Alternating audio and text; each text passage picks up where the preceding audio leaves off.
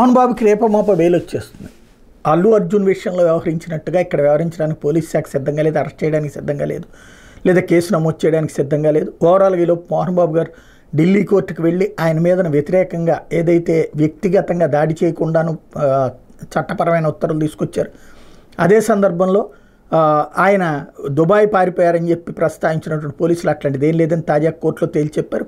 High court ఆయనకి హైకోర్టులో bail reject చేసిన బెయిల్ రిజెక్ట్ చేయాలి అన్నటువంటి పాయింట్ చెప్పలేదు. హత్యా ప్రయత్నం కేసు కాబట్టి వాస్తవంగా బెయిల్ ఇవ్వకూడదు, కానీ ఇది ఉద్దేశపూర్వక హత్యా ప్రయత్నం కాదన్నటువంటిది అందరికి కనబడేటటువంటిది. అది ఒక చిరాకుతో దాడి చేసినటువంటి మాట వాస్తవం, దాడి చాలా సీరియస్ అయిన మాట వాస్తవం. కాబట్టి చంపాలన్న ఇంటెన్షన్తో చేస్తే హత్యా ప్రయత్నం అంటే, కాబట్టి బెయిల్ ఇచ్చేసే అవకాశం ఉంది. అయితే హైకోర్టులో బెయిల్ కరెక్ట్ కాదు కాబట్టి కింద కోర్టుకు వెళ్ళమని చెప్పింది, సిటీ కోర్టుకు వెళ్ళమని.